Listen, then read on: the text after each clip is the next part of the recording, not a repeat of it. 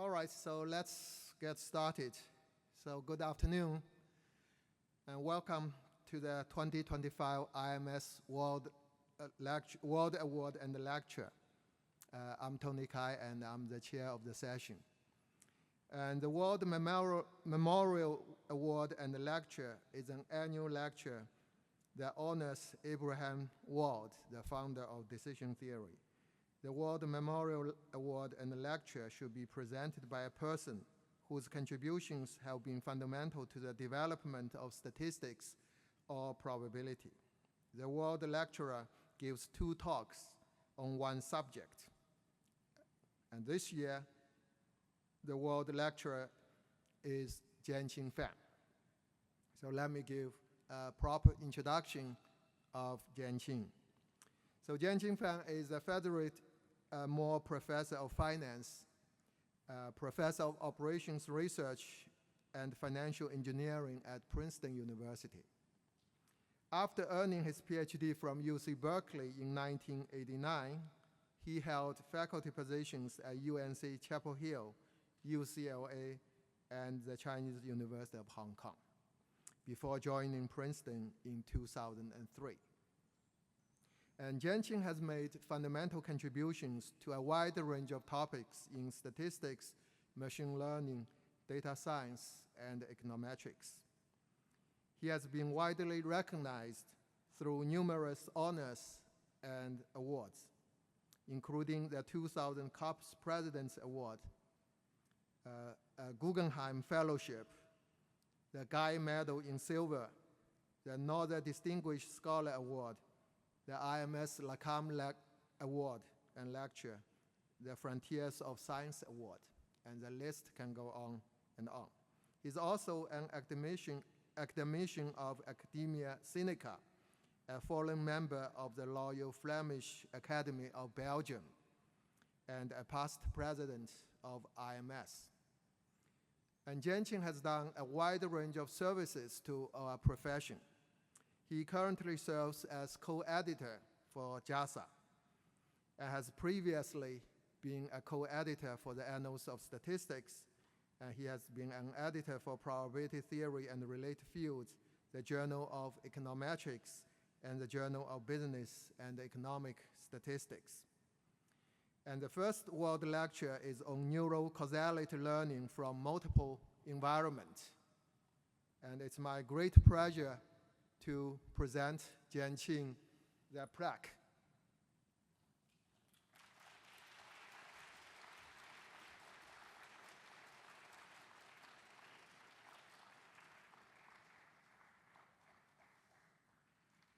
And now let's warmly welcome Jianqing to the podium to present his first World Lecture.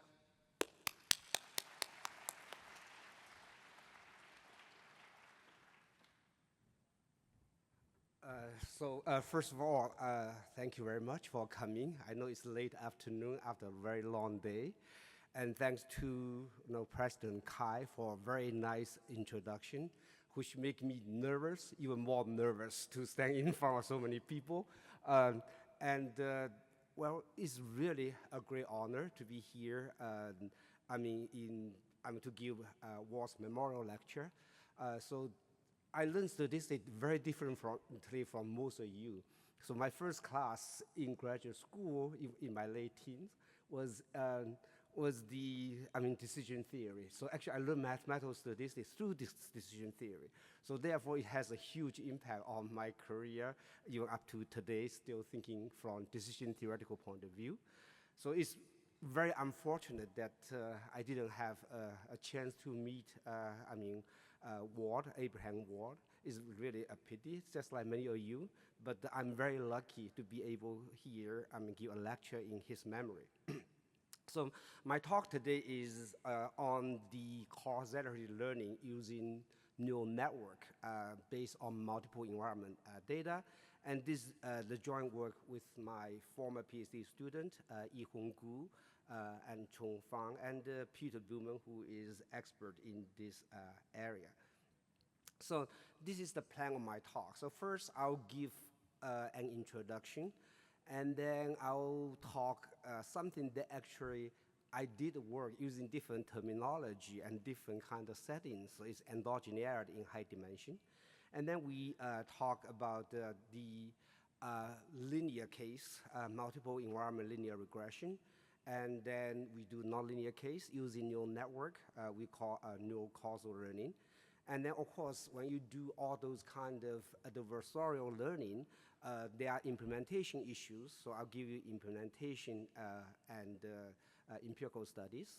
And if time permits, I know I have a lot of time, but on the other hand, this is right before, this is, the end of the day, so I don't want to use up all the time. So I'll talk about causality and the special model, structural causal model to illustrate when invariance will become a causality. And if time further permits, I will give you some simulation results too. So this is the plan of my talk. So let me begin with the introduction. So, the first question people may ask is, what is causality, right? So I turn on to Wikipedia, and I could turn on to ChatGPT too. So it's the one event, process, or state contribute to the production of another. So what this really means is some relationship in the past must also hold in the future. So that's one thing. And then some relation between X and Y holds in one environment should also hold in another environment. And that we would call like a causality. And if I summarize these together, the necessary condition for invariance is, for causality is invariance. Something should be, should be inference on X inference, some part of X inference on Y consistently. So this is basically the first part I'm going to do is to looking for some subset of X variables that contribute to Y, invariantly across different environments. And here's one example, just to slightly differentiate from treatment evaluation in causal inference. So let me begin with an example, right? So this is causal discovery in physical systems. So assume you have no prior knowledge, all you have is data under different environments. You want to learn the causal. And this is this is the example where you, you have, let's say, light tunnel. Let's say beam from here. You know what is the intensity of three colors, RGB, right? And the draw currents. And then you measure your, light intensity here. You could change the direction gear here, right? So, and then you could measure the light intensity here, and you can change the angles here too. And then you measure the intensity here through this process. So through this physical process, we know exact causality, right? So the causality is the intensity of those lights, and plus those angles that actually influence on the currents, the measurements that you measure here. So you know the causality. But let's say, suppose you don't have that prior knowledge, you don't know the physical device. So you want to learn what is the variables, right? Just like what are the gene expressions, or what is the what kind of proteins that cause the outcome here. So this is really the study what I'm going to use. So this is really, in a case, in that particular setting, is a known causality from physics, and I'm going to use. And this is documented in this paper where Peter Boomer actually is a co-author. So therefore, I think it was designed, the title of the paper you can call Causality Chambers, right? Real physics systems as a test bed for AI methodology. So this is really designed just to test whether a machine learning algorithm can learn the causality. In this particular case, I have only know that I have the measurements I call Y, which is really the value that I observe here, and then you know these 11 variables. Some are causal, some are not, right? So you want to really learn the causality from this system. And this kind of statistical learning, we actually studies use a lot, right? So in first, we exploit a lot of like predictions. And then, of course, after we do prediction using Brad Efron's words, right? So you would like to understand what are the attribution, let's say, to the prediction. So you would like to understand attribution.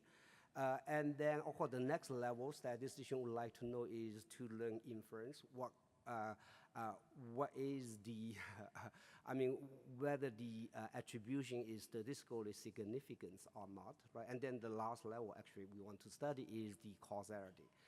And in the statistical learning process, typically we do the following, right? So first, you always have some outcome of interest we call Y variables, and you collect a lot of X variables, right? So this is the X variables, and then you use statistical machine learning algorithms such as lasso, scat, best subset, or the method you use it, or even some very heuristic methods in the deep learning to select important variables. And that's what we typically do. You may ask yourself, well, what can be wrong by using this kind of process? We're using this all the time.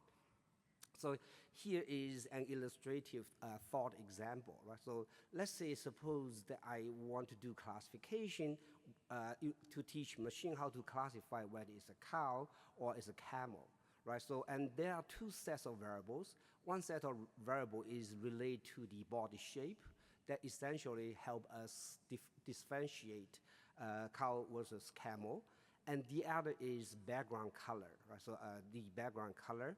And in the typical environment or the standard environment, let's say 70% of cows standing on the green grass and 80% of camels stands on the yellow sand.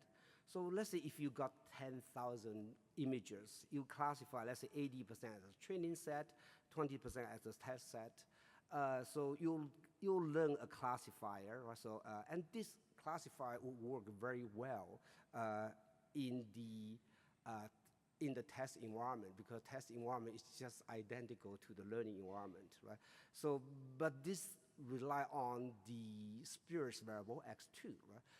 So now you may say, well, what's wrong? I'm classified pretty well by using x2 because background color does help you differentiate between camel and cow, but this is not really causality, right? So we have a problem, what can be wrong? So the first thing is prediction can be wrong. So if I give you in the adversarial environments, then the prediction using x1 and x2, as later on I will illustrate by a real example, it could be pretty bad, right? And this could be also in the marketing situation. You do pretty well in San Francisco, and when you try to apply the same marketing strategy in, let's say, Paris, it could be work pretty bad because there are some local variables is not causal being transferred into the new environments. And the other one from, let's say, knowledge discovery or from the, point of view, we got the wrong mechanism, or even in the biological case, you are getting the wrong treatment targets. We really want to learn is the causal variables rather than local, this like a background color. So this is the problem that I'm going to talk today. So how do I differentiate, both has prediction power, how do I differentiate some invariance variables from the local, like causality variables? And to solve this problem, right, so if I have only one environment, I have no way to differentiate to tell machine whether it is the color or is the body shape that help us, or both help us differentiate between camel and cow. So the only way I can do is I change environment a little bit, right? So this is the standard environment I was talking about. Now I have a new environment where 50% of cows on the grass and 60% camels on sand, right? So now I change the environment. So now if you ask me the case, the X2, which is the background color associated with Y, actually would change, it would change it across these two environments. So in other words, they help me differentiate the endogenous spurious, which cause, inconsistency. Right? So because of X2 there, make me regression coefficient of X1 in one environment here would be different from another environment. So this is really the basic idea. When you have multiple environment, it will help you delete those variables, which is really local to the environment, which is I call endogenous spurious. So my talk today is to learn invariance from. So my talk today is to learn the causality. To learn the causality from invariance. And the talk is related to causal inference, endogeneity in economics. Actually, I start work in this area, and the transfer learning. And the transfer learning that I just talked a moment ago. So this is what I'm going to talk today. Now, as I said a moment ago, one way to imagine how I learn that body shape is important for classification is that if I test a variable, let's say x1 under two environments, in this particular example, x1 would be regression coefficients would be more or less consistent, right? So x1 is invariant, right? So if you try x2, the background color associated with prediction, the regression coefficient would change across different environments. So I know x2 is not, right?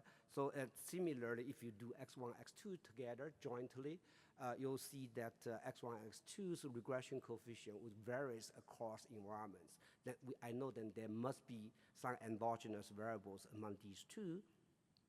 Now, naturally, you may asking, we have done variable selection for so long, over the last 2 decades and longer, even 5 decades, right? So what kind of variable we actually selected, right? So in the particular example, just to make it simpler, let's say I measure a third variable, let's say called the temperature at the time you take the picture, right? So if you recall this variable x3, so this variable I will call exogenous spurious. So if you keep it there, it's harm you a little bit, increase a little bit variance, right? But unless you have a lot of those x3 type of variables. But on the other hand, if you keep there, it doesn't harm you that much. So they kind of call exogenous variables. And I think in the statistical variable selection literature, before our pre-assumption is all variables are exogenously spurious. So therefore, your purpose is to delete those weak those variables has very weak predictive power. So this is actually what we are doing, like the temperature at the time you take the picture, or what type of camera you use to take the picture. So these are not really strongly associated with the classification rules. So these are also invariants. It just like has a nearly zero predicting power. So in summary, so my talk today, I actually divide covariance into 2 kinds of variables. One part of the variable is really we want to learn, we want to pursue for causality. So it's like a more causal variables. And actually, at the first part, I only pursue for invariance variables. That is, these variables are invariants across different environments. And then the remaining variable I call spurious, right? And today I further differentiate these variables into 2 types. Endogenous and exogenous. And the example endogenous variable like background colors. So they do have predicting power, but their predicting power change across environments, right? And the other is exogenous spurious, like the time you take the photo. Usually it doesn't have predicting power on what kind of animal you got, right? And in terms of statistical consequences, they are also very different. So background color is harmful in the sense that it will cause biases in the regression. It will cause, let's say, x1 variable was supposed to be causal. It will cause regression coefficient of x1 variable to change across different environments. Right? So this is what I mean by harmful. If you keep them there, help you predicting, but doesn't help you do, let's say, do the understanding of causality. And on the other hand, like exogenous variables, like a time you take the picture, if you keep it there, it doesn't harm you on the bias, but it only increase you a little bit on the variance, only increase you on the variance. Only when you have a lot of those accumulated together, then you have a diverse impact. So these are the 2 types of variables. So we have a lot of methods that derived, right? L0 penalty, L1 penalty, 40 concave penalty, screening methods, and so on. So all really aim at eliminate is really invariance, but has very weak predicting power. And for this type of endogenous spheres, like the background color, so for this kind of variables, so far we don't really have a good method to handle. So if you keep there, it will mislead you to think it's a causal variable, right? So this type of variable, we have very little, and my talk today is contribute to that, right? Trying to eliminate endogeneity by using, I call focused adversarial invariant regularization using neural network. So abbreviation is FAIR and N, right? So this is the thing of my talk is to design an adversarial learning framework so that you could eliminate automatically those kind of harmful endogenous type of spheres variables. So this is the goal of my talk today. Now, of course, many people, including what I'm currently doing using UK Biobank and so on, say, how about only one environment? Right, so many biological studies, let's say the hospital in Boston and hospital in New York doesn't cause them much environmental issues. So in many biological studies, really we have only one environment. So how do you differentiate, let's say, the causal variable from non-causal variable or harmful variable? And this is actually the work we did in, let's say, 2011 or so, published in 2014 in Annals of Statistics. It's a little bit too abstract, so we want to review article, which is much better understand, so we rewrite this on like the challenges of big data. So it's talking about endogeneity in high dimension. And this is really, I mean, an interesting, challenge to our conventional thoughts. Okay, so let's say we do sterilized linear model. Right? So this is the linear model that I have here, right? And I assume that this is high dimension, so therefore I assume beta 0 is sparse. So for simplicity of my talk, I say beta 0 is 10-dimensional. So there are 10 genes or 10 proteins influence on my biological outcome, right, plus epsilon. And in order for this model to be identifiable, statistician minimum condition you assume is epsilon x are equal to 0, or stronger in order to get good theoretical results. Now, if you think about this equation, right? This equation, if I have 10,000 genes x here, and among those, let's say only 10 genes responsible for the outcome, I have 10,000 equations. So there's tons of equations I have to satisfy. Yet, the parameter that you can tune, or at best you can change, has only, let's say, 10 degree of freedom. Right? So in other words, the sparsity you assume here and the assumption you make here is very special. Typical is very hard to validate, because how can you only tune 10 parameters? This is 10 regression coefficients, and make this like a 10,000 equation to hold. So it's very difficult to do that, right? So in order to verify this, in the paper we publish, I also do small experiment. Say, hey, let me take in, let's say, gene expression, microarray gene expression for 148 patients, and I take just one gene expression as Y variables, and the remaining about 1,300 of those as X variables. So now I can run lasso, right? So I can run lasso, do cross-validation, whatever the best bandwidth you do. So at the end of the day, I got residuals. So now I want to validate whether my assumption here hold or not. So therefore, I calculate the correlation of my residuals. Lasso fit the residual. It could be scale fit the residual. Any method fit the residuals you get. And with those 1,300 also gene expressions. So I got those 1,300 correlations. So I plotted here. So this is the histogram, the red one you got here. So I know that it cannot have all correlation equal to 0, right? So I do permutation. So if they are really independent or uncorrelated, what the distribution looks like. So you can clearly see that there are over dispersion there. So in other words, the assumption that we made here when we teach, the regression class, we always say asking students to do model diagnostics, right? So in high dimension, we just getting lazy, we didn't do it, right? So, but if you do it, this is the first assumption probably you would like to do, and this is basically the one I got, right? So the red distribution of this red correlation across 1300 also here, and versus the blue, if they are really independent, I do permutation, I got this maldistribution. So you can clearly see over dispersion, meaning that this assumption doesn't hold. Right?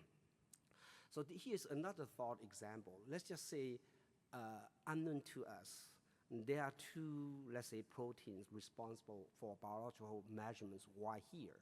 And classical linear model perfectly holds. Okay, this is perfect holds.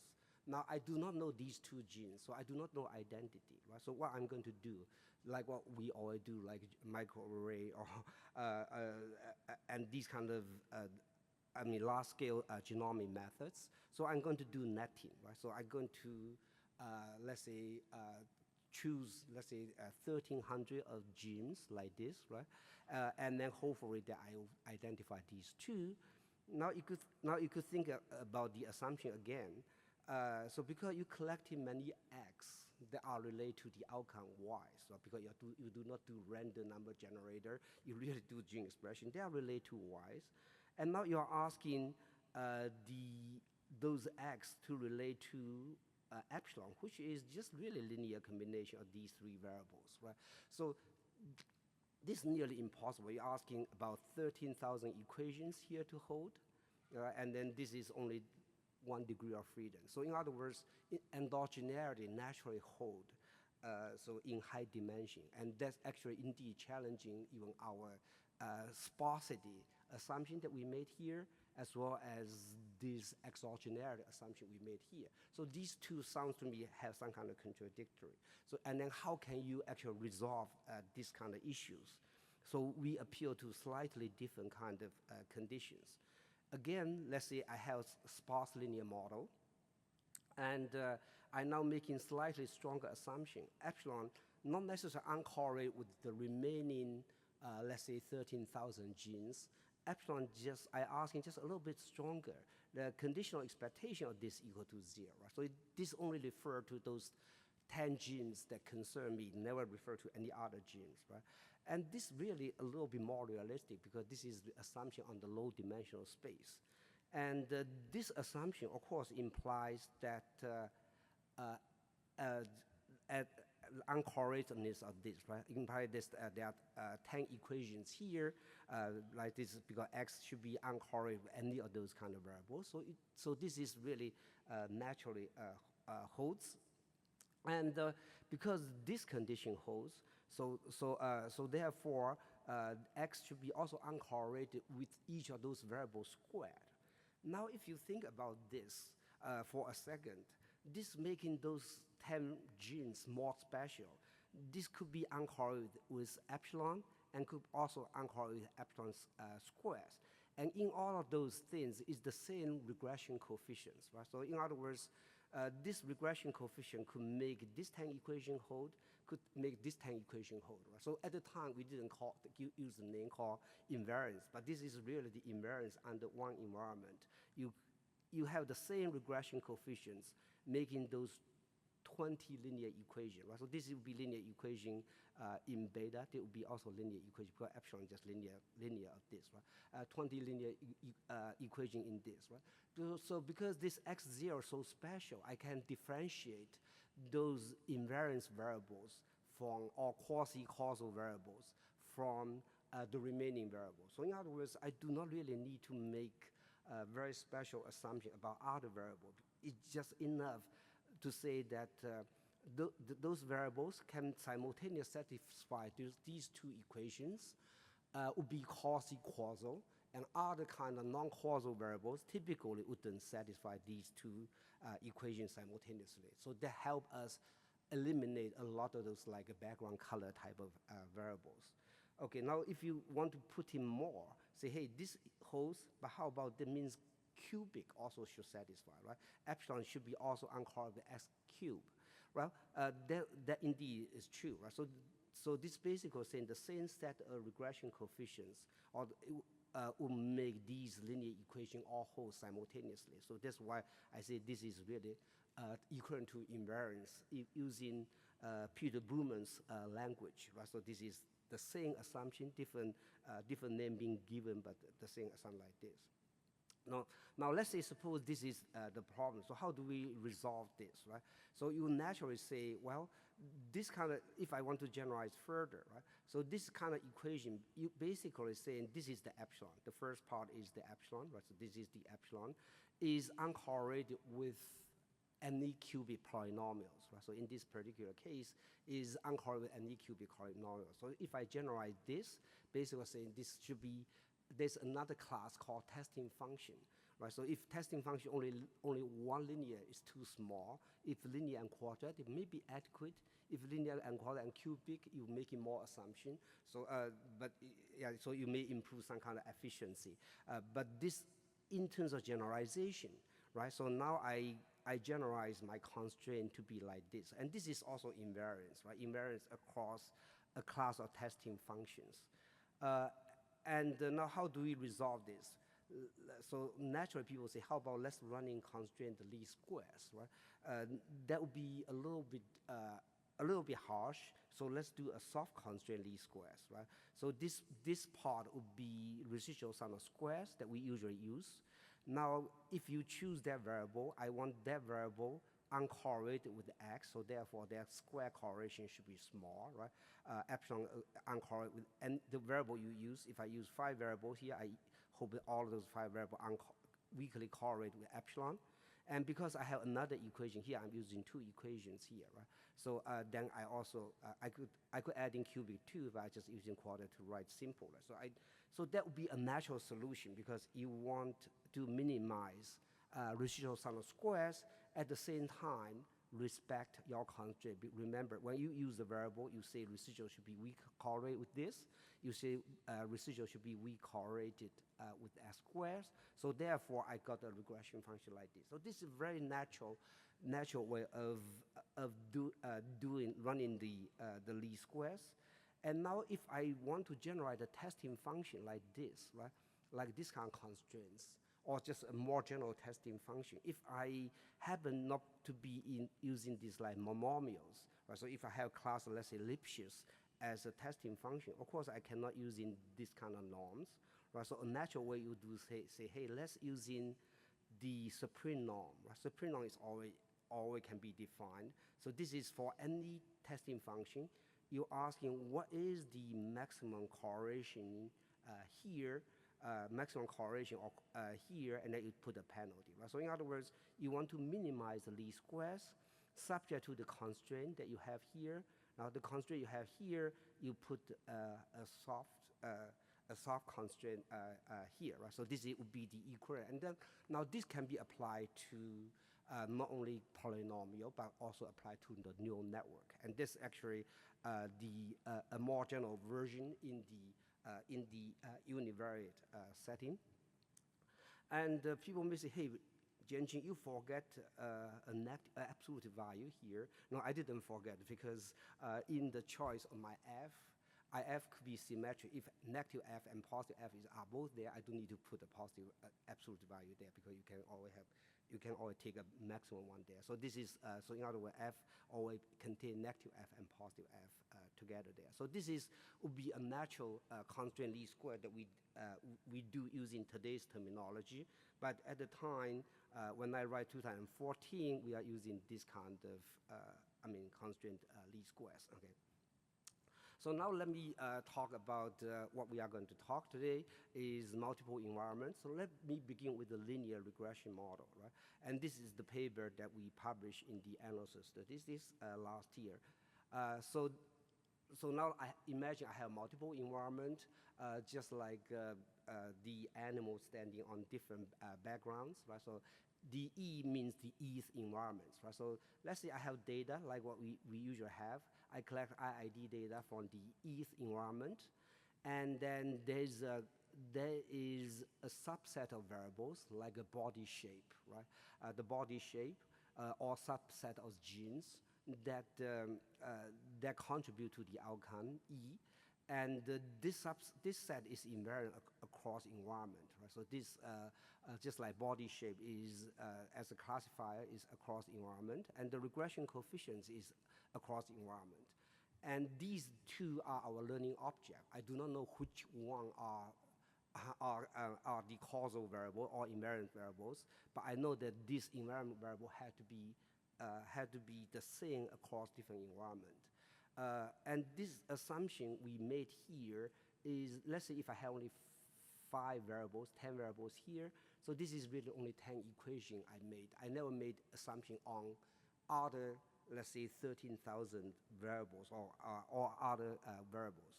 So this is more realistic than I assume epsilon x all variables are uncorrelated. I only asking just the subset, which is very small uncorrelated, rather than asking uncorrelatedness across all the variables.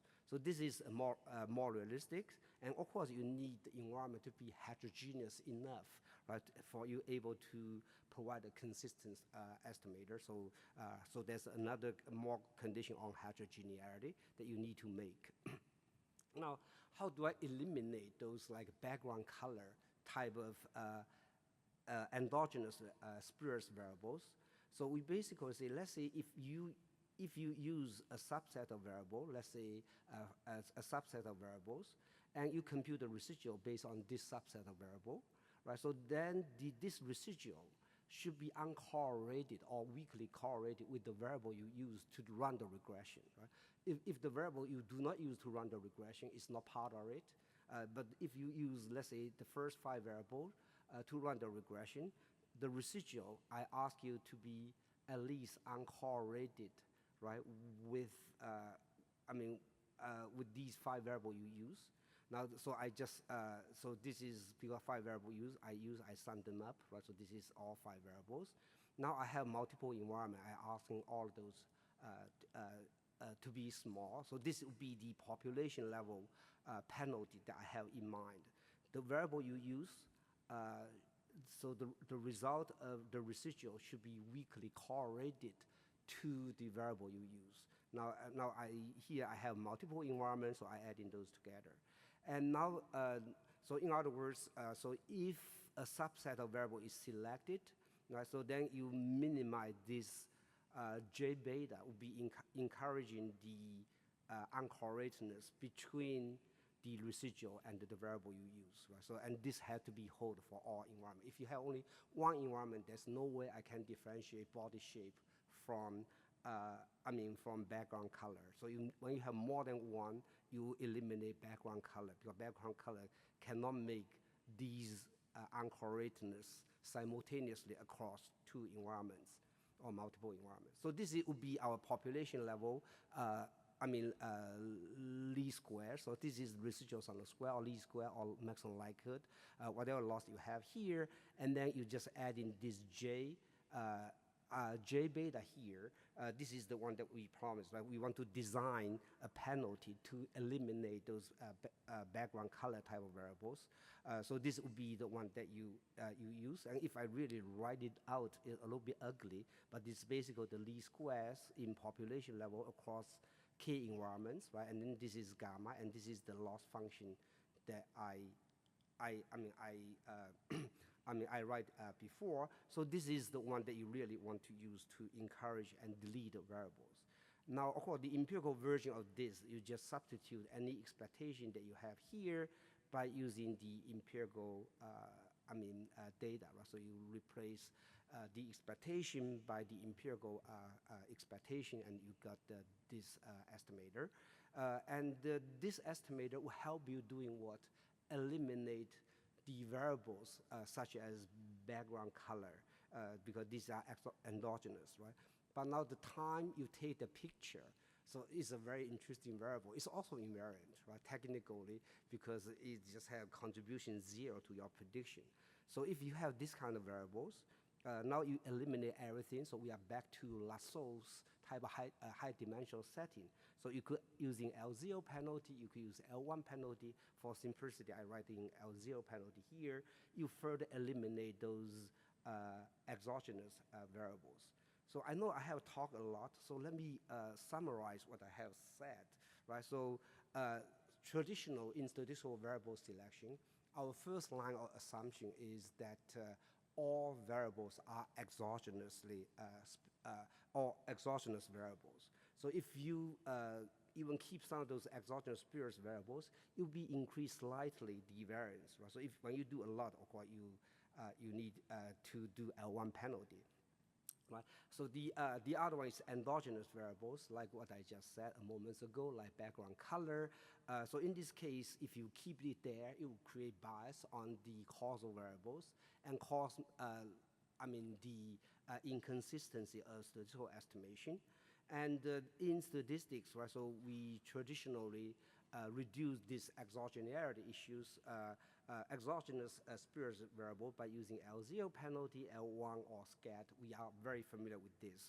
And this is most of you, as we speak, you are still doing some research in this kind of direction, getting very nice results, but your first assumption a little bit narrow, right? So here is, I basically saying, I design another penalty which is based on the uncorrelateness of the variable you use and the residual uncorrelateness between the variable you use and the residual, right?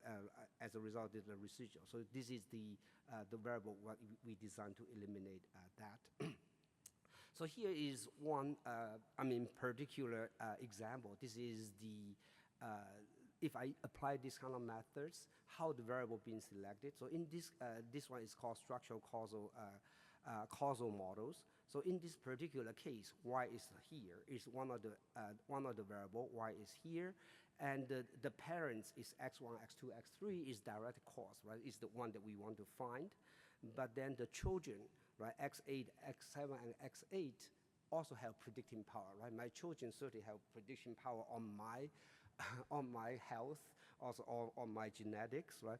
But my parents is the causal. It's not my children, right? So now, if you just in this causal graph, if you just run, let's say, lasso or SCAT or L0 penalty, you're selecting the variables here because a condition on those variables, all other variables are not important. So this will be the variable that you select here. But when you have two environments, let's say if you change or have another environment, you change, let's say, intervention here, you create another environment. So now you know that x7 and x8 is not the causal variables. So at the end of the day, how you learn x1, x2, x3. So we apply our methods with these two environments in the simulation setting. And as we increase the penalty gamma here, so based on a simulation of sample size 300, you can see that as penalty increases, at one point you only eliminating x1, x2, and x3, and as I say, x5 here is very weakly correlated. So basically, x5 can be regarded just like invariance variables with regression coefficient close to 0. So it's okay being selected here. So this is how we actually eliminate the exogenous or the children in this causal graph. Now this is the linear environments. So what kind of result we get, right? So if you do the penalized, this is we call L's, right? So if you do this penalized like a least squares here, but by penalized environment invariance, linear least square term here. So what would you get? We would exactly deliver the promise that we deliver here. So the theory basically said that the support that you get, right? So we include all the causal variables you want to learn, so you have sure screening properties. But on the other hand, any of those exogenous spurious variables would be eliminated out, right? So in other words, the support of this would be consist of two parts. One part is the causal variables, and the other part is very, very weak causal variable. The causality is 0, right? So that's what I call exogenous spurious variables. So this basically saying, this result basically saying that once you incorporate our penalty based on the covariance with the residuals, you eliminate all those bad variables. And the remaining would be exactly fall into our currently model selection framework. You only have two causal variables and the weak causal variable, so weak we call like coefficient 0. Now, if you want to do getting model selection consistency, you have to apply lasso type of penalties. Right? So if you want selection consistency to select this as stars, as I said, you already eliminate endogenous spurious variable by J0. So you need to further eliminate exogenous spurious variables, which is also invariance across different environment by L0. And most of our statistical work is at this line. So if I adding L0 penalty to it, then I can show the model selection consistency so long as your penalty bigger than some critical value, and this critical value can be analytical written out. So I didn't bother to present here. So this is basically say when your penalty on the covariance exceeds certain critical values, that you get in the model selection consistency with a high probability. And the next thing is how we move to nonlinear world, right? So this is really the paper that I'm presenting, or the title I give called Neurocausal Learning, and this paper being accepted by Annals of Statistics. Again, this is really a generalization of what I talked moments ago. So in this case, I do not assume the association between causal variable and Y had to be linear. It could be just any form that would be later on would be learned or represented by neural network. And if I do non-parametric, okay, I need to make a non-parametric assumption here. So therefore, the moment condition here would be for any testing function, and any testing function would be also approximated by the neural network. So I will have two neural network I use, right? So this S star is the learning object. I want to learn among tens of thousands of genes, which 5 genes is a causal variable across different environment. And this M star is the invariance association. Again, this condition is much weaker than epsilon given all x are equal to 0. And so this is our goal. Our goal is to learn this invariance set as well as this invariance regression function using the data from all the environments. And as I said before, our penalty is on the correlation between the residual and the variable you use, right? So suppose I use let's say a subset SG, let's say 5 variables, the first 5 variables, to predict Y. So that would be my regression. So that means that for any function based on those 5 variables, these two should be weakly correlated, right? Because this is the the residual, and this is the testing function. So now I sum up across all the environments. Now I notice that this FE, the testing function itself, has no scale. This scale could be, right, multiply 100 by 1,000. So this scale is, so when you max on this, there's no scale. It will be equal to infinity, right? So you have to substitute the constraint, right? Let's say the covariance of this testing function is equal to 1, or the variance of this testing function equal to 1. So if I do this as a penalty, then this is equivalent to like a Lagrange multiplier, equivalent to say, hey, I maximize this unconstrained penalty. Now the issue, you will say, what is the lambda I would choose, right? So if you could easily see, when I take a lambda equal to 1/2, I got a complete square here, right? So I got a complete square here. So for this reason, I take 1/2 here, right? So I take 1/2 here, and the resulting function I call as the cost of using this G, right? So if I'm using this G as my representation of my regression function, the cost is what is the residual of this, right? And correlated with this FE, and then this is the penalty. And if you maximize this, if you maximize this across all the functions, so you could easily see that will give you this result. Now, if you minimize with this G, you get in the conditional expectation you want. So in other words, what we introduced today is this we call focused adversarial invariant regularizer penalty. I call fair penalty here is if you use G function to learn, so what is the penalty I should give in order to eliminate like background color type of variables, is basically is this, right? And then plus this. So this is really a function of G plus this this class. So this would be the penalty. So as a result, our method is as follows, right? So I have a prediction class G. In other words, I have regression class G. I have discrimination class F, the testing class F. And this part representing the statistical loss, right? So if I use in G to predict Y, this is the standard, like a likelihood, or now I have K environment, I just sum up over K environment, right? So this is the, the population loss. Now the only difference today is I adding a fair penalty here. A fair penalty here is encouraging the variable you choose have to be invariance across different environment. So this is the fair penalty that I put here. And then, of course, in empirical implementation, you just replace all those population expectation by the by sample expectation. So you get in this G hat.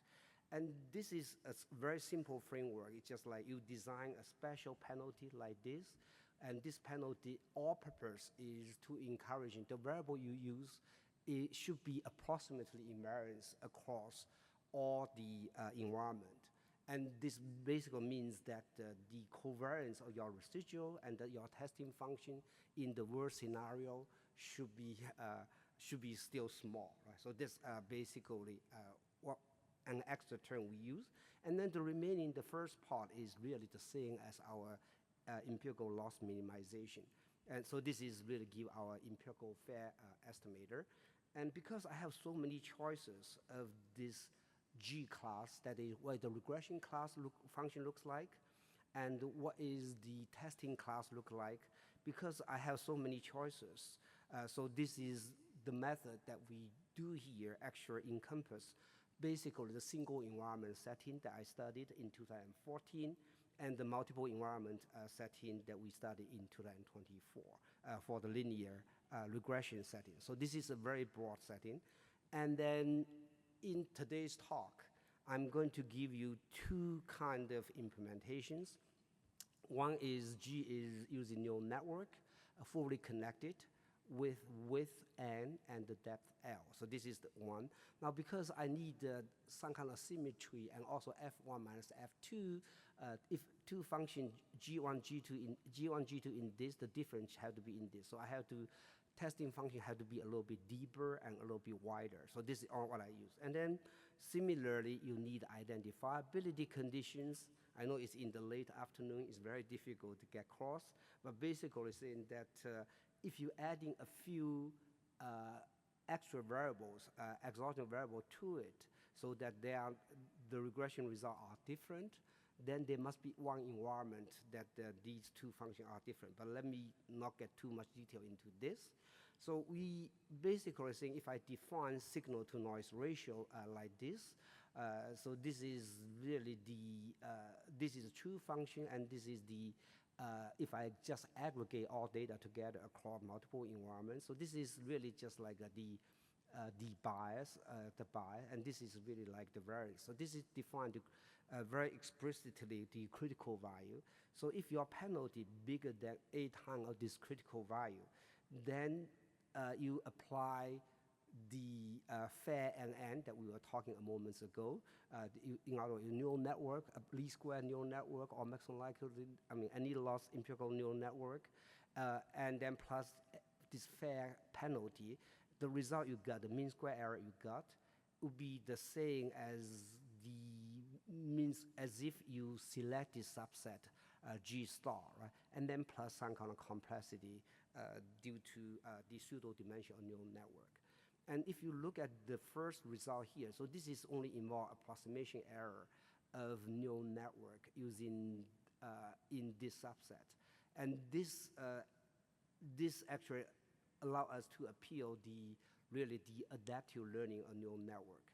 So in other words, if let's say the true function is low dimensional, is a composite of multiple dimensional function, then we know that even if there's an oracle tell you how it was composited, you design you design the learning algorithm. The best rate of convergence you get will be this, right, which depending on the hardest components in all of those compositions. So one example of this is like if you have additive model like this, so even though you do not have neural network, it is an additive model. It will give you one-dimensional rate because neural network will adapt to the learning. This low-dimensional structure is one dimension. It will give you a one-dimensional rate. So similarly, if I give you a weird function looks like this, and if then oracle tell me the function look like this, I could design an algorithm to take that advantage. Now, if I don't have oracle tell me and you run neural network will automatically recognize this is only a two-dimensional problem, so give me the two-dimensional rates. So we basically here says is even though there are like a background color type of endogenous spurious variable there, so long as you add in fair penalty to it, you'll adaptively learn the regression function. Now the issue, of course, the next issue looks very complicated. You have minimax optimization issues, right? So coming back to here, we can easily see you have right, max and minimum. So it's a very complex, like a GAN type of optimization issues. So how do we implement these methods? So here is the implementation. So so first I have neural network, I have testing function, and this is basically the idea of minimax optimization that we are doing here. So this is and typically people run stochastic gradient descent, and the challenge is that I need to find the best subset, right? Among so many variables there, I need to find a subset that is invariant across the environment. So our problem is equivalent to like this, right? So if the subset of variable is equivalent to you're finding the vertices in the hypercube. So the variable of component with ones actually is the variable you use. That would be the invariance variable that you learn. So our objective is equivalent to really like optimizing this combinatorial optimization plus minimax type of optimization. So it's pretty challenging to implement, and we implement this by using what's so-called Gumbel approximation. So first of all, when we have binary variable here, right, so this I'm going to replace this by Bernoulli random variables here, and then Bernoulli random variable here has probability or has the logit W, right? So now your optimization become minimized on the continuous variables that relate to neural network, plus the probability, the logit of the probability for Bernoulli random variables. So in particular, if this W equal to negative infinity and positive infinity, that will correspond to 0 and 1 exactly that you see there. Right? So that's the first approximation we do, and then the Bernoulli random variable itself, when you do simulation or as a function of W, is discontinuous because it's uniform less than this probably less than 0. This would be Bernoulli random variable, which is discontinuous. But discontinuous of that function will be, this is the same. I just writing as a logit less than this W. So this still indicator function, you are going to replace it by a sigmoid type of function. As tau go to 0, these are very close. Now, logic of this uniform distribution is basically of two, different or two Gumbel distributions. So as a result, if I replace this Bernoulli random variable here, the Bernoulli random variable here by this variable, so my objective basically now become a minimax, the continuous type of variable optimization issues, right? Now this problem is really the same problem as as GAN, right? So generative adversarial neural networks computational algorithm is a minimax solution with different temperature of tau that control the optimization. Then you can apply Stochastic gradient type of methods. The remaining is really the same as you apply Stochastic gradient methods to do this implementation. So now let me give you just two examples to show you how effective the method is. So again, as I said a moment ago, this at beginning of the talk, right? So this one, we use this one because we know the known causality, right? So in this particular case, you want to learn the intensity you measure here against a set of variables, 11 variables here, and we need multiple environments. One environment is that the standard environment, and the other environment is all other variables being intervened, weakly perturbed, so that you know which variable cause the other variable. So in other words, you have two environments. One is this, and the other is all weakly perturbed. And in this particular case, we know exactly the causal graph, right? So is the RGB, those intensity at beginning of this here, and then these two angles that actually determine what you observe here, not intermediate result that you get there. So in this case, we know there are 11 variables here. We know exactly what the causal graph is, right? So, but computer does not know what the causal graph is, so you have only data, and you want really to learn what is the variable causing this I3, and we know the direct cause are those 5 variables. So this particular problem is a little bit challenging because the signal I3 weakly depend on nonlinearity of theta 1 and theta 2, and in addition, this V3 and this, right? So it is reverse causal, right? V3 strongly associated with this I3, but is a Trojan rather than than a parent, right? So this is a strong endogenous spiral correlation, and so this is the environment we do. So now we apply our methods and see if I can learn those. So the method I use is FAIR, and this using Gumbel approximation. You can also using Gumbel approximation. You choose a few variables. Now you just refit the neural network to these variables you fit. So this is refitted. FAIR and N. And this is the algo. You just apply neural network to these 5 variables that you know. This algo, you could be either using linear regression or neural network. Linear regression in this particular case is not good because of this relationship, right? So it's just this weak relationship. So if I do out of sample evaluation on another environments, and so this is really the algo that we do using neural network. And this is the algo we do if I use a linear model. So this is really to provide 2 benchmark. And then this is the method that we using the Gumbel approximation. And this is really just refitting it, getting a better result, actually approaching the algo.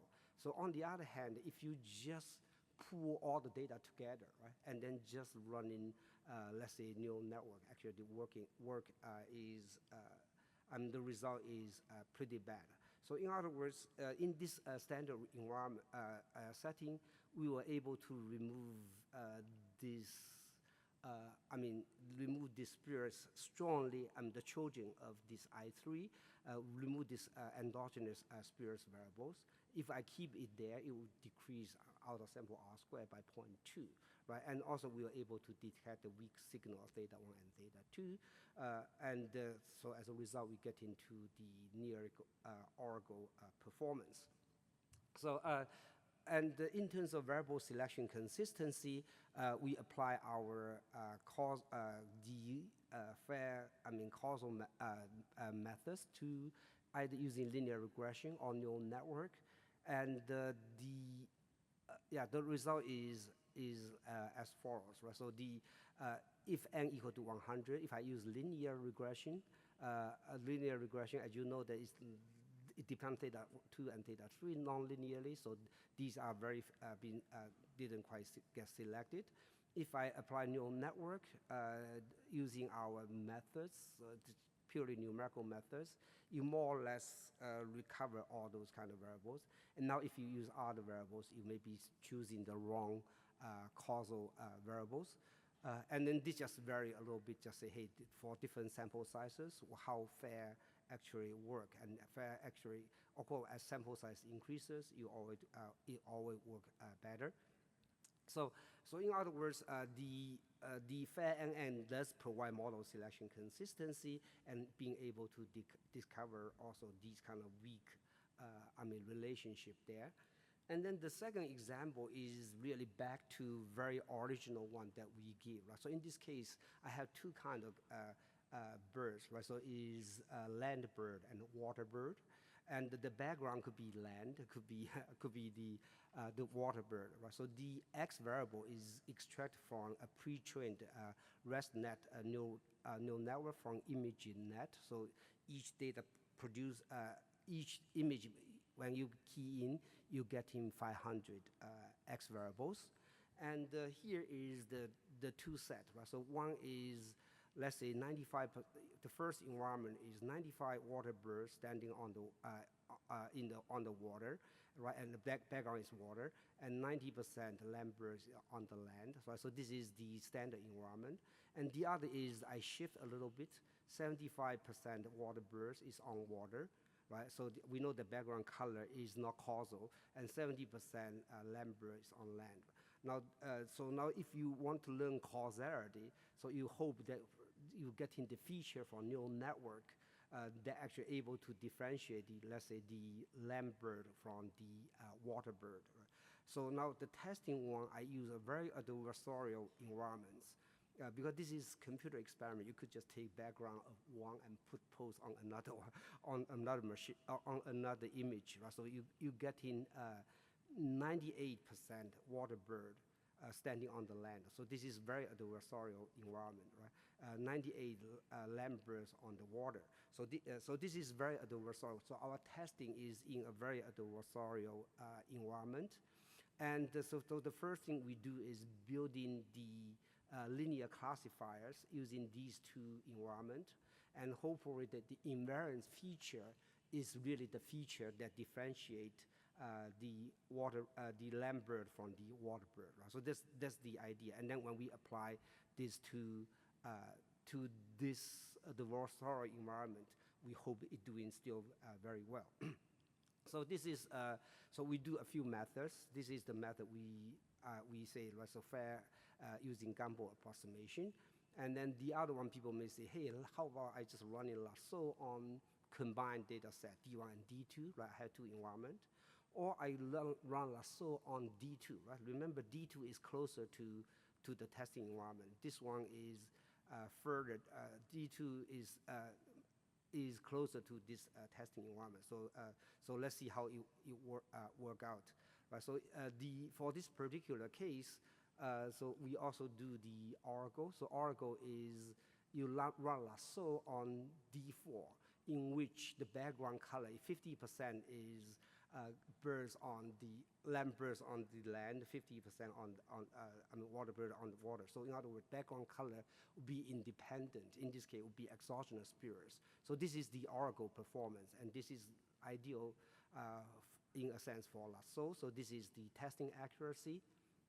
Now, if I do lasso on using the second environment, so because there's some kind of background features being used to predict And then when you generalize to the adversarial environments, right, so the outer sample R squares decrease quite dramatically, right? So if you use pooled lasso, now even though you increase sample size, double the sample size, but the other environment, you added in even more bias, right? Because it's even further away from our testing environment. So this is working even worse.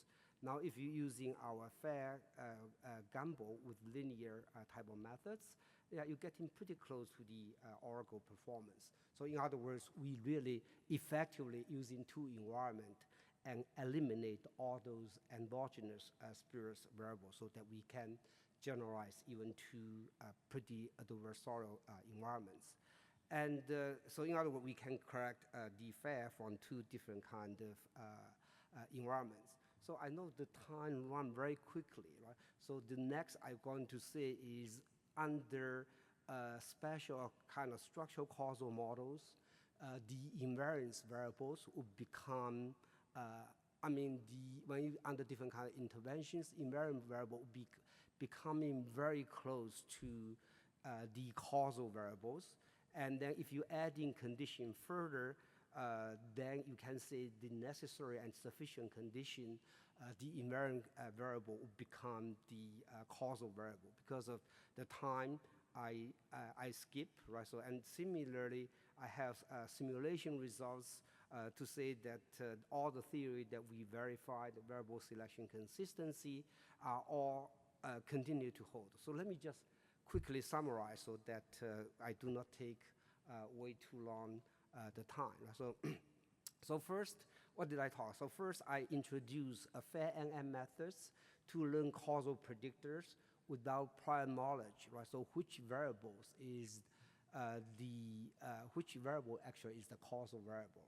So in other words, you learn background color or background environments, right? So from the causal variable, directly differentiate those together because of their multiple environment, and then your adversarial penalty on that, right?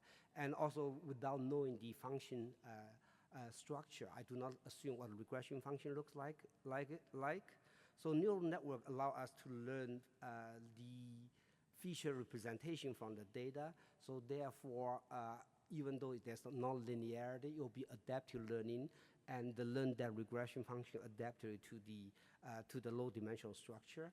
And the invariance allow us to differentiate causal variable from non-causal variable through a penalty I introduced, I call fair penalty, which basically, whenever you use a variable, you want that variable should be weakly correlated with the residual across multiple environments. So this is the one that actually allows you to select the true causal variables. And then we establish sampling efficiency in different aspects. We show that the minimum identifiability conditions, we give rate of convergence for this, the regression function, and that function, even though I didn't spend a lot of time, basically is an algorithmic learning automatically adapted to unknown low dimensional structure. This is advantage of neural network. And then the third one, I basically was saying that the hyperparameter, under our assumption, the gamma that I penalized there has relatively minor impact so long as it's big than certain critical values. So all the endogenous spurious variable will be eliminated. And then we give an efficient implementation, even though it's a combinatorial optimization issues, we approximate this by Bernoulli random variables, and then further approximate Bernoulli by sigmoid function. Now it's a continuous type of optimization, so you can run this using Stochastic gradient descent. And then finally, we illustrate the algorithm by empirical studies and simulation studies. Again, due to the time constraint, I didn't show you the simulation studies.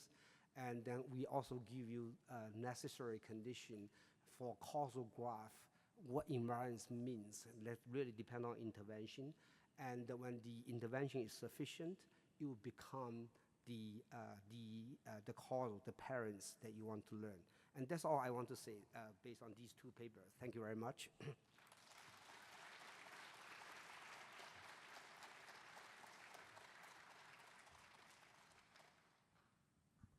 Now we have time for questions. I don't think we have microphone around. Or there is one.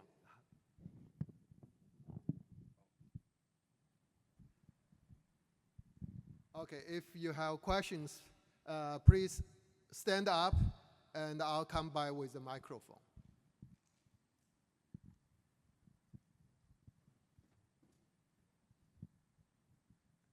Thanks for Professor Fan's amazing talk. So I have a question. So why you considered orthogonality between epsilon and x up to third order? Why you didn't consider other function class?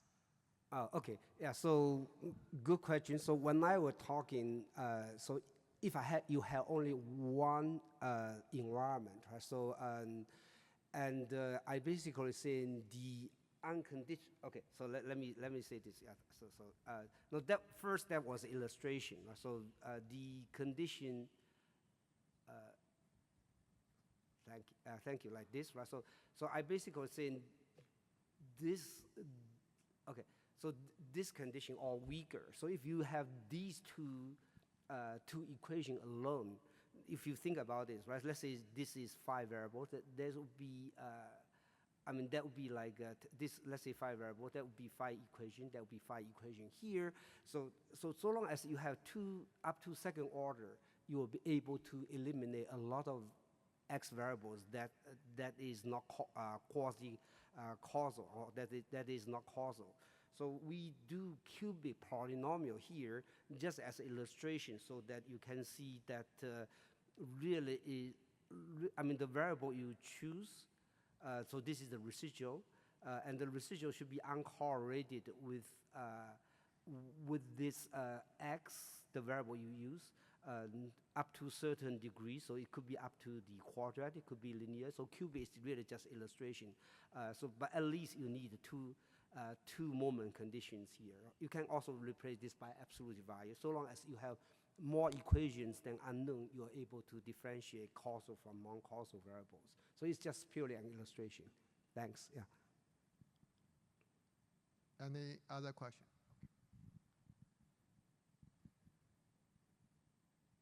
Thank you very much for the talk. And my question is regarding the environments, which I don't think you talk much about that. So I assume based on this method, if the environments are very different, the multiple environments are very different, your method probably can do a really good job here to identify this right one. So my question here is how different the environment should be. Right. That's actually very, very good question. Right? So first, so when we say environment, it's just for purpose of really like a human language. As in this particular example here I have, right? So this is, in this case, it's really have only one environment. But when I use, so environment, when you translate into mathematics, it becomes mathematical equations, right? So when you have one environment, so it's become mathematical equations. So in this case, I have only one environment by asking epsilon to satisfy at least 2 equations. So this is like a 2 environment, right? So if this one, let's say, have power 1.1, then these two are too correlated. Signal and noise ratio will be too correlated. You're not working very well here. So this is similar to, let's say, when I say variable selection consistency, you ask me how different, how strong the signal. So these are related to sample size, dimensionality, depend on quite a few things. That's why when we say intervention, similar in the intervention case, if you are doing very weak intervention, basically it will be very close to the same environment, right? So you have to be reasonably different environments. Translate into mathematics, basically saying that all those estimation equations had to be sufficiently different. So the rank of those equations had to be together, had to be full rank, similar to that kind of conditions. Yeah, Xiaoli? Thanks, Jianqing, and congratulations. I wonder that since your paper is going to appear in Annals, I assume there must be some reviews push you back to say, what you identified are these environmental invariant predictors. that's not necessarily causal. It's just only one direction. So how did you respond to that? Yeah, that's actually a very, very good question. Right? So that's why sometimes when I say invariance, I'm using quasi-causal or causal. Right? So all I really want to say is it's very similar like to the scientific hypothesis. So when you have no evidence against it, let's temporarily assume it's causal. Right? So that's the only thing I can say. Like the same way when I do not see evidence again, but when I have multiple environments, I eliminate a lot of other variables. I know it's not invariant, so these are not causal. Now, among those causal, what I so-called causal, if I have third environments, maybe I could further eliminate some additional variables. So I can only say tentatively these are causal, and that help us explain, given the data you have, they are causal. If you have further data, maybe I say, hey, they are no longer, some of those are no longer causal. That's, but very good question and philosophical question too, yeah. Other questions? Okay, I have a question. My question is regarding the approximation, because you develop theory and justification for the original estimates, and then in the implementation stage, you use this Gumbel approximation. So my question is, how close is the final estimates that you are able to compute versus the estimates you are able to prove? Right. This is indeed a very, a very good question, and it's unfortunately still lacking. Right? So somebody say they are all trying to derive in the, what you compute and what you can prove. That would be, so for my particular case, it's very difficult. I even do not know if algorithms converge. I only know that if the signal is strong enough, again, this is related to signals. If a signal is strong enough, by using that penalty, so the environment is sufficient, big enough, I could relatively easily eliminate some of those variables, but some of those variables itself is not, is very different across the environment. So at theoretical level, at this moment, I have no results on how close our implementation to the, implementation to the actual one that we prove. So the one we prove is mathematical global minimization, which of course I know is hard to, so there's a computational gap there. Because the original estimate seems to be not computable. It's right. It's a combinatorial problem. Yeah. It is related to best subset selection. Yeah. And best subset selection is not always NP hard. If a signal is very big, it's really, the worst scenario is NP hard, but it's not always. If the signal is strong enough or causality is strong enough, I think it can be found. Yeah. Any further questions? If not, let's thank Jianqing again for a wonderful talk. Thank you. Have a good day.